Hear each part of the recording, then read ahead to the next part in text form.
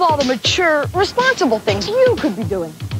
Helping old ladies cross the street, proudly maintaining your yard, hanging with your folks, or cleaning your room. But get real, you'd rather be playing video games. You can rent them from Blockbuster. They've got more of the coolest new Nintendo, Super Nintendo, and Sega Genesis games for rent than anyone in the world. So dudes, why not get your games at Blockbuster? It's the mature thing to do. Hello and welcome back to Growing Up Gaming. I'm Greg Seward, your host. So far in this series I've been talking mostly about specific consoles that I grew up with. The Atari 2600, the NES, the Genesis, Game Boy, stuff like that. I think those are it, actually. This time I want to go a little bit different, though. This time I actually want to talk about game rental stores and game retail stores. I think a lot of people of my generation, you'll see us online, you'll see people online talking about this, and there's a lot of, I would say, nostalgia for places like Blockbuster, which I have too. I mean, you know, we didn't have Blockbuster around here when I was growing up. We had a similar type of store called Jumbo Video, sort of one of those big sort of, the only way I can describe it is like a superstore, like franchise type rental place where you go to rent movies and video games and things like that. And I have a lot of fond memories about that place, for sure. But when I think about rental places, especially game rental places, I think much more about little locally owned rental shops. I know for me growing up, the main one that I would go to when I was a kid was a place called National Video, which was apparently a chain, but I think it was a local chain. And yeah, like my friend Dave and I would, on a weekend or on a Friday night, either our parents would drive us or we'd ride our bikes up to National Video, which is like a few kilometers away from where I grew up, and we'd pick a game to rent and take that home for the weekend, and we had to play it, you know? I mean, if we were going to play video games, that we had rented that game, that's what we were going to play. And it was definitely a major part of my childhood. Where the NES was so popular, that was kind of how so many of us actually got to play our games and try our games, was through physical rental. And I feel like it's something that's been lost as we've gotten to digital media. I mean, things like Game Pass are great. Services like Netflix and Disney Plus, they're great. It's on demand. You can sort of watch whatever you want, whenever you want. And that's great. That's cool. I'm using the word great a lot. But, I don't know, there's something, there's something, I guess I say communal, I guess, in that there was something about going out with your friends to a rental place and finding something to play or to watch that isn't really replicated with these services like Game Pass and that sort of thing. And as weird as it sounds, I think one of those reasons, or one of the reasons for that, is that you never have to worry about a game being out.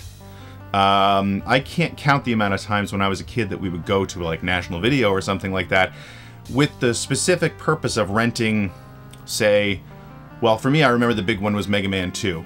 After Nintendo Power came out here around the time I was 12 years old, Mega Man 2 was on the cover. I desperately wanted to play Mega Man 2.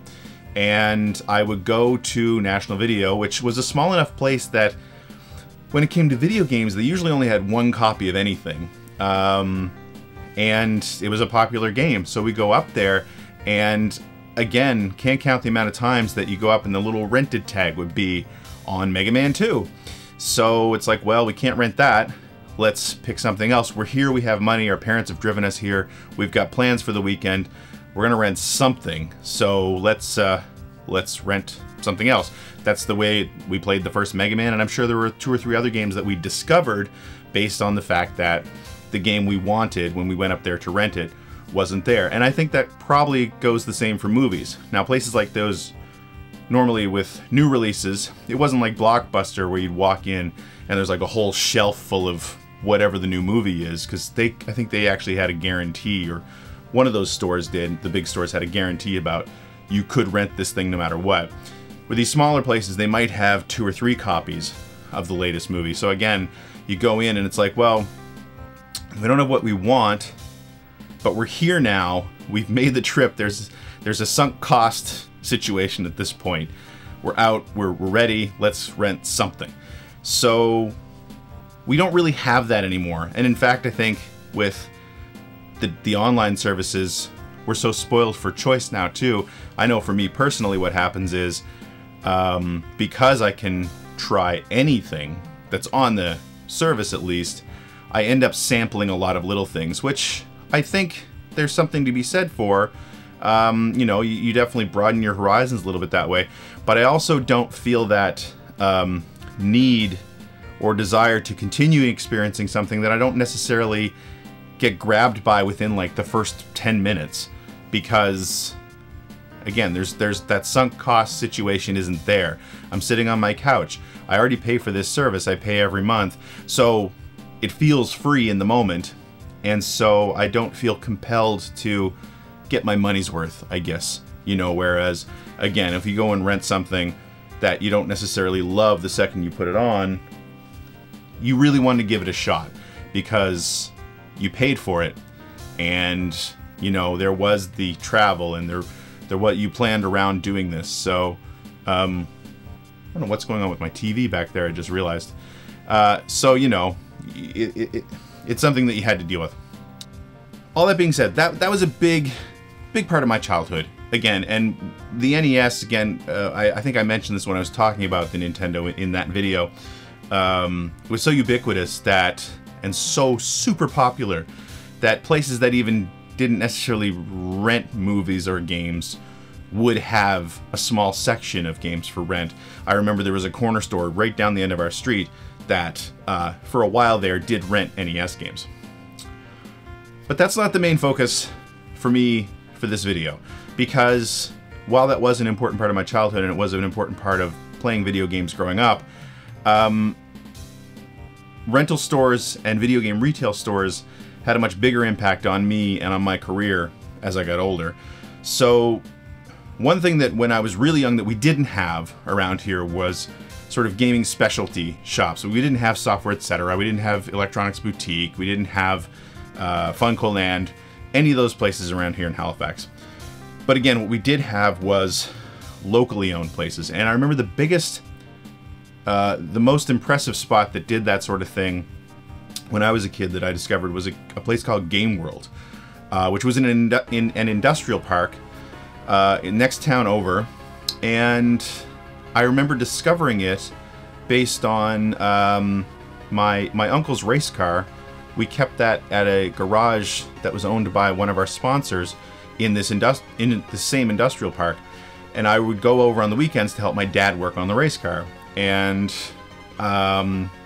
we drove by this place called Game World, and it was like a couple blocks away. So I would go sort of help out where I could. I was younger. I don't know anything about cars really. So, you know, I'd go do a lot of I'd clean up the shop and go clean up the race car and stuff like that.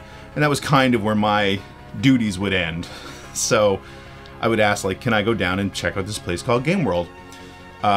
Which I was allowed to do. And I remember going in and just being like flabbergasted by what this place was. Because they didn't do movies. They rented and sold video games, and that was it. It was owned by a guy named Owen Craig. And so I went in. The first time I went in, I think the people who worked there, both of whom, Mike and Steve were, Jim and Steve were their names, were playing Neo Geo. I think they were playing NAM 75 on the Neo Geo. Steve was. And that was the first time I'd ever seen a Neo Geo in person. I knew what it was. I pined for it. I wanted to play one, but I'd never even seen one in person. So that was the first time I ever saw that. Anyway, I kind of fell in love with the place, and they did trade-ins and stuff like that too. So I ended up, that place is where I got my Genesis. When I found out that you could do trade-ins, I ended up doing a trade-in to get Genesis games and stuff like that. And then they moved to this much nicer location a little bit down the road. And I wish that there were, I have never found photos of this place. And Jim and I are still quite good friends. We have been for 30 years now. And every now and then I'll reach out to him, and every now and then he reaches out to other people he knows. And no one has, as far as we know, any photos of this place. But it was magnificent. It was just this big, sort of cavernous place filled with every video game system, and you could rent any games. You could rent Sega CD games, you could rent Neo Geo games, Like they carried everything. And I ended up spending a ton of time. There's actually one of the people in the commercial for that. And again, that's something else that seems to be lost media. No one knows where this commercial is, but there was a commercial filmed for or called Craig's Game World is what it was called. And it ended up becoming a hangout spot.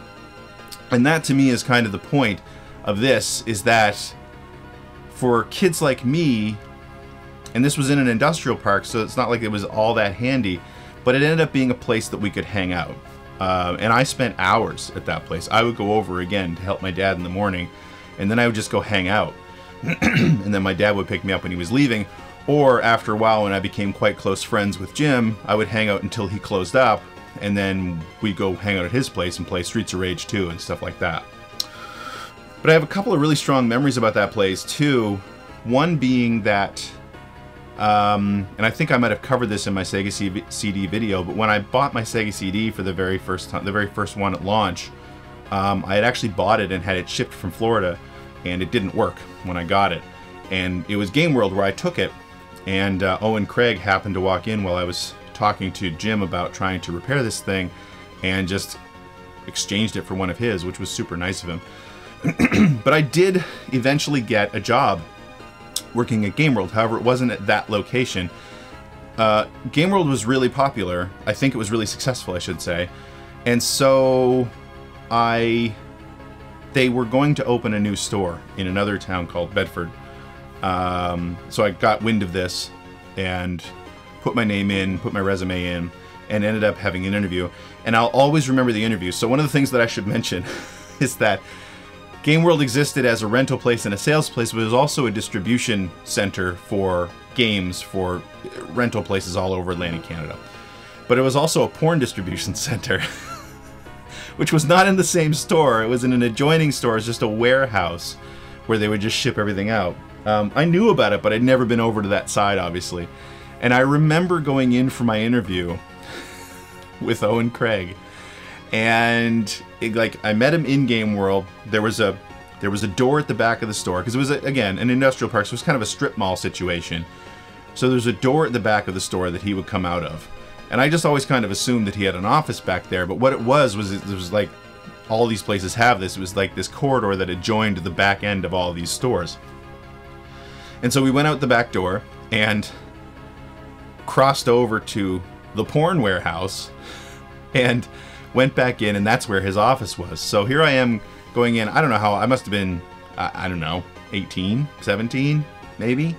Going across into the porn warehouse, walking through the stacks of VHS, of porn VHS, and going into his office and having my interview. And I mean, I don't have like super clear memories of the actual interview. I think it was kind of a foregone conclusion. I think really the only way I wasn't getting the job is if I came off as completely incompetent. But I got a really probably glowing references from Jim, and Cindy was the manager of the store at the time, who I knew pretty well. I just remember at the very end, Owen looking at me and saying, "You got the job."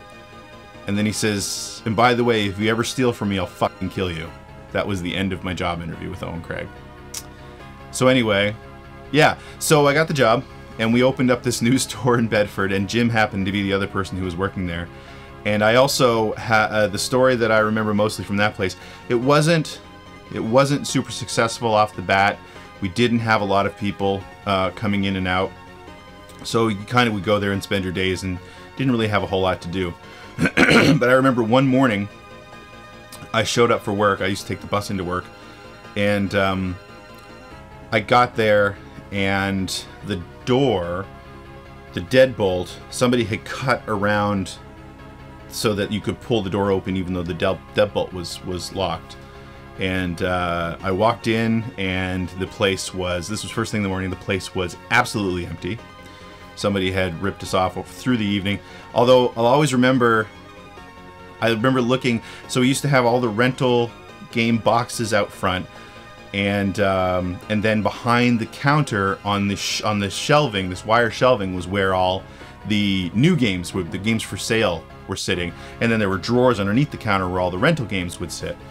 That was what was gone, except for we had, I think, 3 copies of the game Mech Warrior. Was it BattleTech? Whatever, I think it was one of those 2 names, I can't remember. I think it was BattleTech for the Genesis. That was a fairly new game at the time, so if you're looking this up, you'll have an idea of around what year this happened. They had left those for some reason. They'd stolen absolutely everything else but BattleTech on the Genesis. And to this day, Jim and I will joke with each other about, like, BattleTech was the game that was so bad that they wouldn't even steal it from us. But anyway, yeah, so I remember the place was ripped off. I ended up calling the guy who was running the whole franchise at that point. His name was Mark, because Owen was having some major issues, which are stories that I'm not going to share with here, but suffice it to say, he had some struggles, and he did end up passing away fairly soon after that. But anyway, this guy named Mark that was running the stores at that point, he came over, and we spent the whole day shipping in stock from the main store in Dartmouth, and then restocking the store. We were open for business all day. But at the end of the night, I don't think we had an alarm system at the time. I think that was one of the major issues. And so Mark showed up at the end of the night with a Louisville Slugger in his hand, baseball bat, and had me lock him in the store for the evening, like overnight. Like, I was closing, and he's like, all right, I'm staying here tonight. And I remember seeing him standing at the back of the store holding that bat as I turned the lights out and locked the door. And then I had to go in a little early the next day to free him. So that was my experience at Game World. Following that, I ended up working at a place. Called Microplay, which again was a Canadian franchise, and that's around the time that Saturn came out. Because I remember not pre-ordering, putting aside my Saturn, and it was sitting there for months while I was working to make money to pay for it. But that's where I bought my Saturn. But again, working there was kind of cool. It was a little bit of a different experience. The owners weren't amazing, but it was very much in the community. It was very much in like an urban area, and so there was a whole group of kids that would come hang out there all the time. And it was I kind of loved it because it really, it was the same thing that I had been doing for years up to that point, where there were just this group of regulars. They didn't necessarily spend a whole lot of money, but they did rent stuff, and they were in, and they would just hang out on the weekends. And it was kind of cool. I kind of liked it.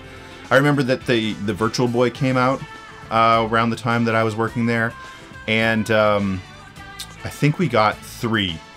One had been pre-ordered, one was for sale, and one was for rent.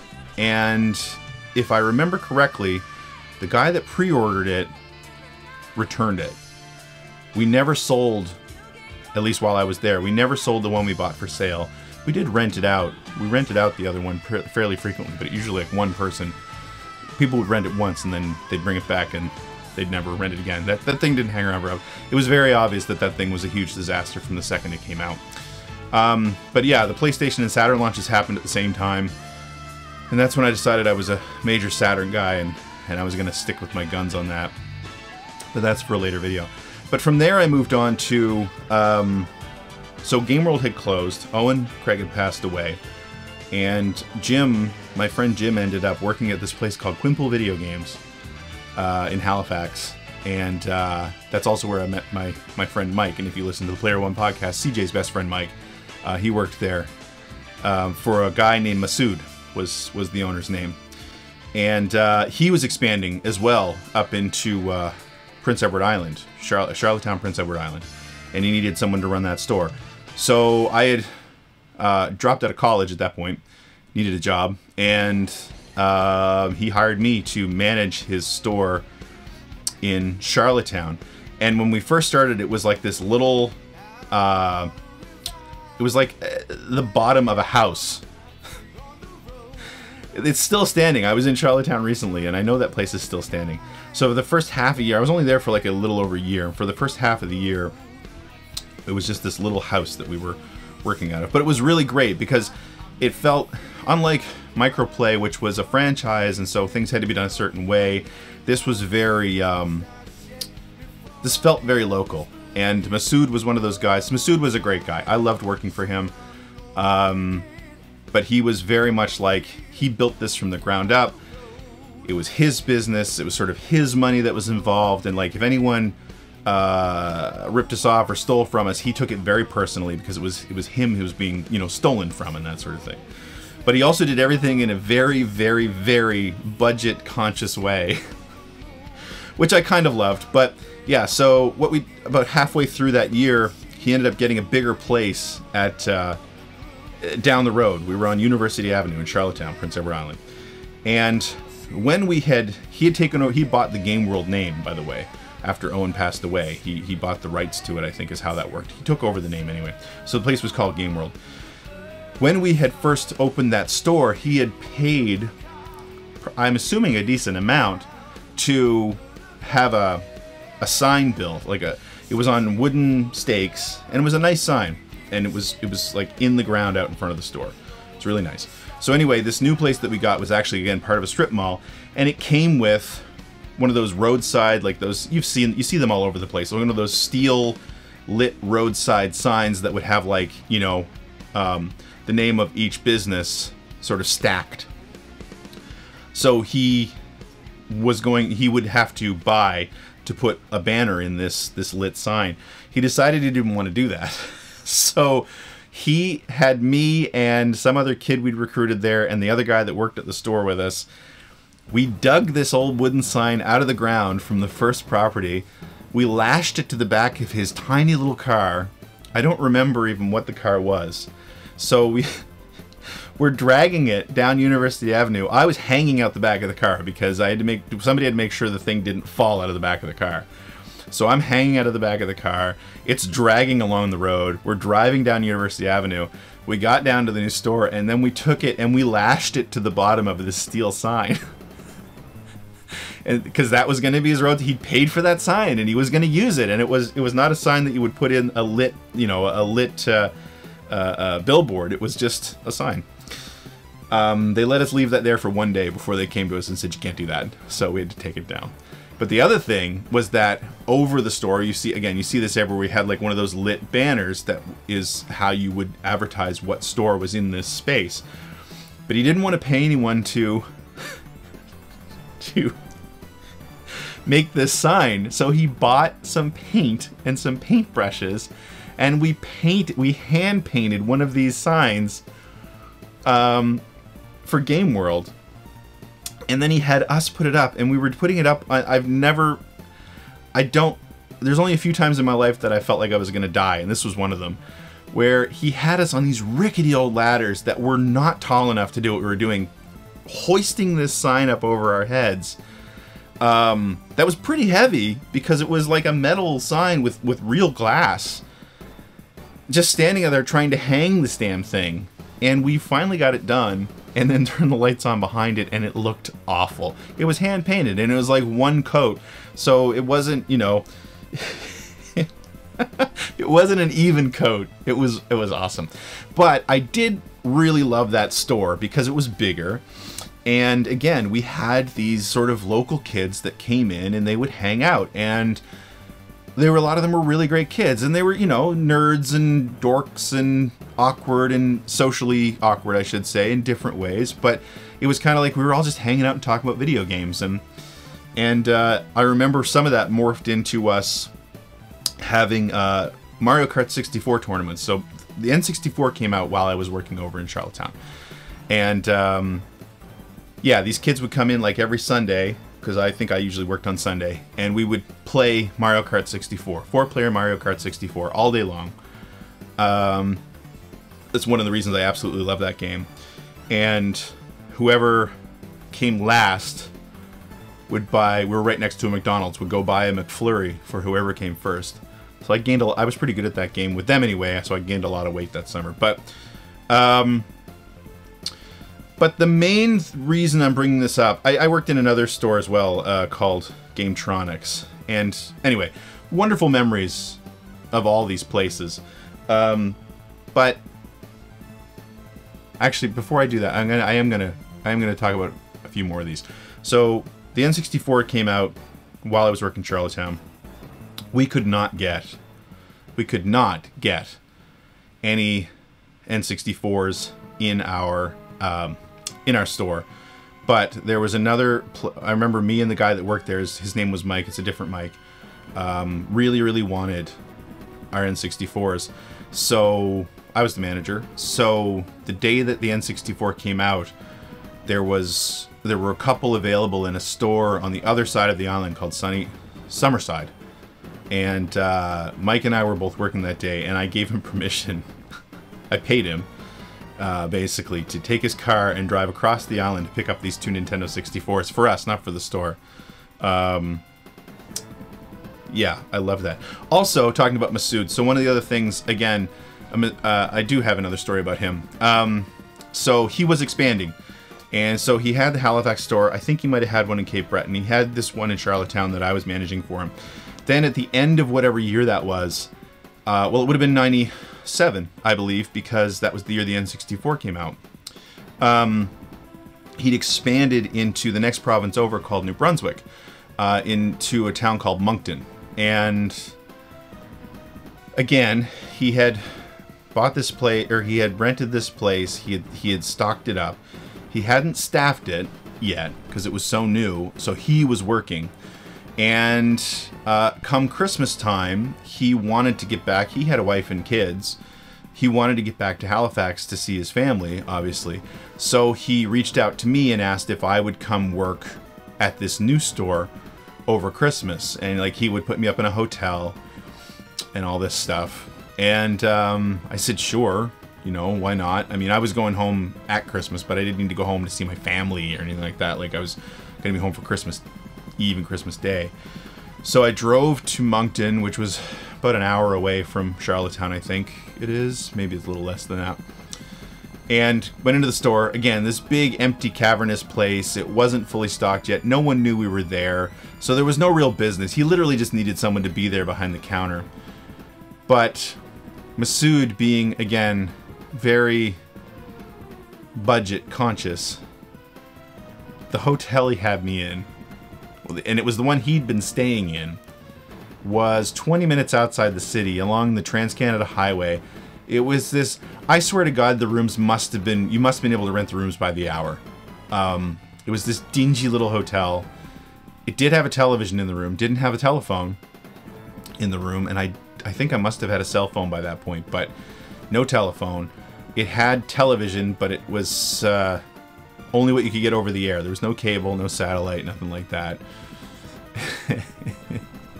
I spent my whole Christmas that year in this dingy little hotel outside of Moncton, New Brunswick. But the nice thing was that because nobody was renting anything at the store, I was able to take home whatever I wanted. So I had I owned a Saturn at that point.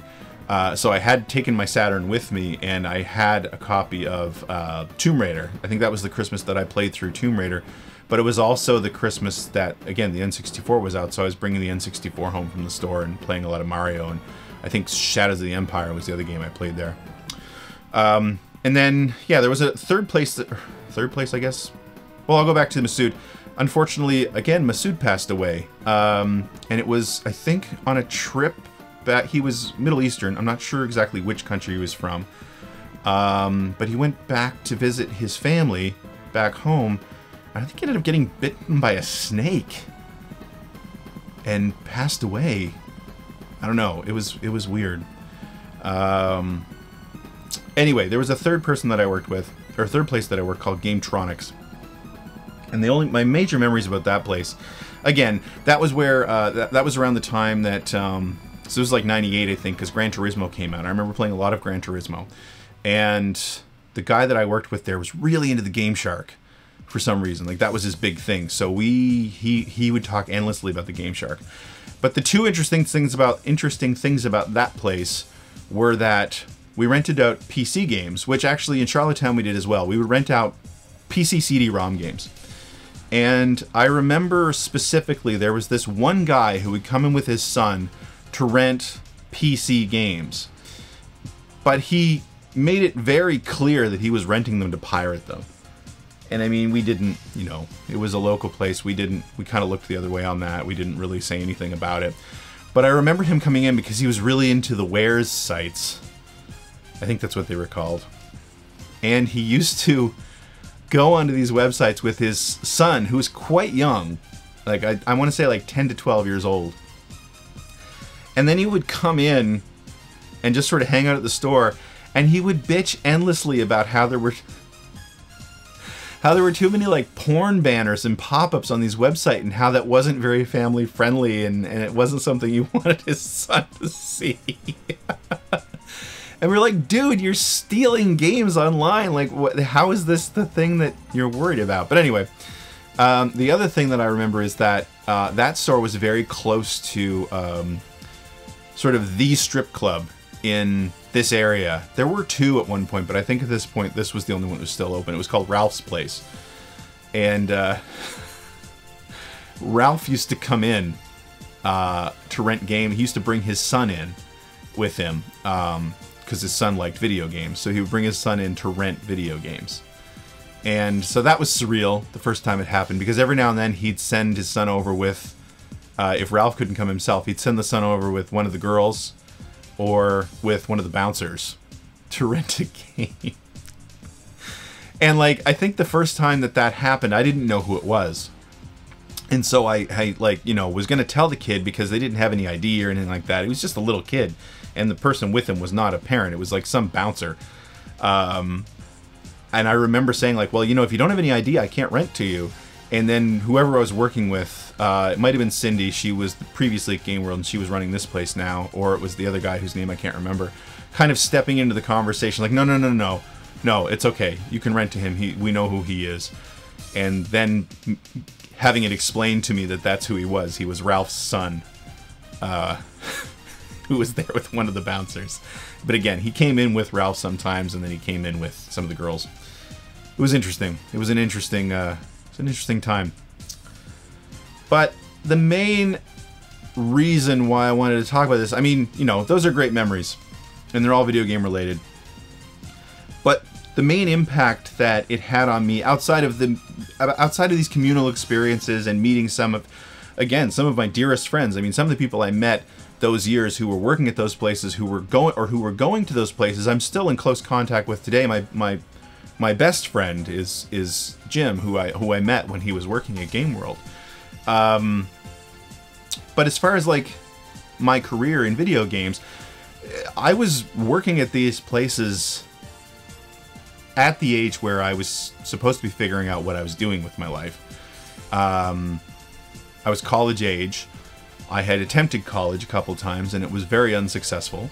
And so, you know, this was the time where my adult life was starting. And it was during my year in Charlottetown when I was running Game World there that I ended up connecting with the group, with the people who would eventually co-found Gaming Age with, which was around 97. Well, before that, it was working at Gaming Enthusiast Online, working for Gaming Enthusiast Online, and then that sort of begat Gaming Age. But it was a very pivotal couple of years for me from a career standpoint. I didn't know it at the time, but this was the late 90s, and this was when, you know, up to that point for video game media, which was something I was interested in. And I mean, I consumed video game magazines like crazy. You know, I would buy all of them. I'd read them cover to cover multiple times. And I was one of those people who was like just comparing screenshots at a minute level and, you know, between systems and things like that. And I'd mentioned, I think previously in one of these videos, where I had become convinced that I could do that job. And I wanted to do that job. But I was also in Halifax, Nova Scotia. There was no video game industry here to speak of at the time. We have one now. I think it's thriving, actually. But back then we didn't. And I didn't know what the roadmap would be to get into a position like that. those video game magazines were made in places I'd never been, that seemed so far away, because we didn't travel very much when I was a kid. I mean, we went as far as Florida a couple of times, but you know, like these game magazines were in California, and they were in Chicago and Minneapolis, and it's like those, or even New York City. I didn't realize how close New York City was when I was a kid, but we never went there. So it felt like a pipe dream at that time in the early 90s when I was in high school. Felt like something that was never going to happen. So it's something I wanted, but I kind of given up on, and I was very aimless at that point when it came to what I'm going to do with my life. It came to any idea of a career. And so right around the late 90s was also when I had, you know, I was living on my own for the first time, and I had a computer and I had the internet. All new stuff to me at that point. And so this was when fan sites were happening, and it's like, well, I can, you know, maybe I can do some games writing now. And I was on the video game news groups, is kind of how I met most of these people, like Rec Games Video, Sega, and stuff like that. And so, you know, it's like, well, now I get a chance to do this. Even at that point, it was something that I wanted to do as a hobby, not something that I didn't stop to think I was building a portfolio at that point. I just wanted to write about video games. I just wanted to write reviews. And working at these stores, I am getting to the point here, but working at these stores gave me access to all of these games and all of these systems. And I mean, you know, I could have gone and rented them too, and I know a lot of people went that route, but actually running the store or working at the store, you had greater access, because at the end of the night, you know, whatever wasn't rented, we were allowed to take home. We had to bring it back the next morning. So I can't count the amount of times that, you know, I would finish my shift and something newish wasn't rented, or even something older, but whatever site I was writing for at the time wasn't rented, and I would take it home and I would plug it into a system, grab something to eat, and then play it for hours. You know, like 4 or 5 hours. I didn't have much of a social life otherwise, so I would just sit there and play for hours and take notes. And then I would tap out a review, and, you know, at first I think it was on Usenet that I was doing this, but then after a while it was on Daily Gamer, Daily Saturn Gamer, Gaming Enthusiast, and then Gaming Age is where we ended up. But this was a time when you could do stuff like that. I'm going to do a video about Gaming Age at a later date, but it gave me that access relatively cheaply. I wasn't making any money doing this at that point, and also it gave me immediate access to things that came out. I mean, I was in charge of ordering this stuff for the store. When it came in, I had access to it right away. It wasn't about going and finding it existing in some other store. It was about, you know, here it is, I have this. And so, you know, the internet moving as fast as it does, it didn't move as fast back then as it does now. But still, it's like, you know, being first was important. And so it was easy to be first when you worked at places like that. And looking back on it now, that access is definitely what helped springboard me into a career. I mean, you know, the work around it was still the work around it, but it meant the access meant I had more to offer when it came to the writing. And it was important. And it led directly to getting into fan sites, and which led directly into meeting the right people to get my first real job in the industry. So, yeah, I think going back to my original point at the opening of this video, life is way more convenient now as far as, you know, things like Game Pass and those services and digital access to everything. But I really feel like we've lost something there. It's not the same. Now we browse, or at least I'm speaking from personal experience. I know not everybody does this, obviously, but now I browse. I don't pick something and say like, well, this is all I can play for the next day and a half, because otherwise all I have are the games I own. But back then it was a huge thing. It was a huge point. It was the way that we played our games. You know, I would go with one of my friends and we would pick a game, and that was it. That was the game we had for the weekend. And it opened my eyes to a lot of different things. I think it it made me experience different genres. It made me discover series that I didn't know about before.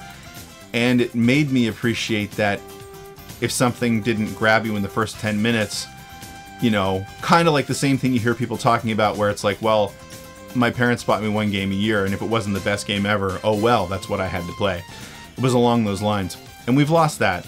And I think we've lost the social aspect of it as well, because, again, it's all anecdotal, but most of the people I knew, including in my friends group anyway, we would rent games together, right? We would hang out on weekends together. And yes, you're playing online now, but for the most part, you're playing with mostly strangers. You're playing with people you don't know. You don't see them face to face while you're playing. And yeah, I think it's something that we've really lost. And it's something that when I try to explain what it was like to my kids, you get dead stares. It's not really clear. Like, I don't know. They can't fathom what that is, what I'm talking about, I guess, is what I'm saying. But then further to that, again, back when the industry was much smaller, everything was physical. You know, the scarcity was a part of the process, was a part of the experience. And as I got into my teenage years and my early 20s, it really helped launch me and take me into a career that I never thought I would achieve. And from an academic standpoint, I was sure I wouldn't achieve, because my academics after high school were not amazing. So yeah, just again, that's why I wanted to talk about this instead of just doing a console-specific video this time. Is just that I think that it had a huge impact on my life as a gamer in multiple ways. Again, as a young kid, the social aspect of it, and then as a young adult, the career aspect of it. So anyway, that is going to do it for this episode of Growing Up Gamer. I will be moving on to, I do want to talk about fan sites and gaming age, which I believe will probably be the next episode. But I hope you've enjoyed this. Please leave your comments below. Like, did you go out and rent video games when you were a kid? Like, what was your experience? Are you along the same lines as me, where it was kind of like, that was how your weekend was sort of set up and it was a social experience for you? Or was it more, were you more of a loner? Did it have any impact on who you are as a gamer? Or did it even introduce you to lifelong friends like it did with me? Thank you so much for watching. Stay safe, be kind to one another, and I hope to see you again real soon. Goodbye. Nielsen's Art and Video Games, the only place where you can get those hard-to-find games and systems. All your favorites from way back to the new PlayStation 2. Nielsen's has over 1,500 games for rent and sale, and now renting DVD movies. Nielsen's has a large selection of machines, including the original Nintendo, Atari, and PlayStation 2, plus lots of rare video games. Rentals start at only 49 cents a day. Come see us today for a wide selection of DVD movies. Nielsen's Art and Video Games on the Jadwin side of the Uptown Shopping Center, Richland. The things we put up with at the movies.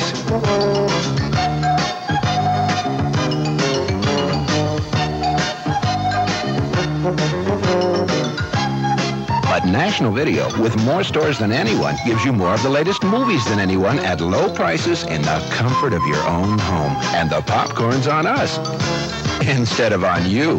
So bring the stars home tonight with National Video, because the best seat in the house is at your house.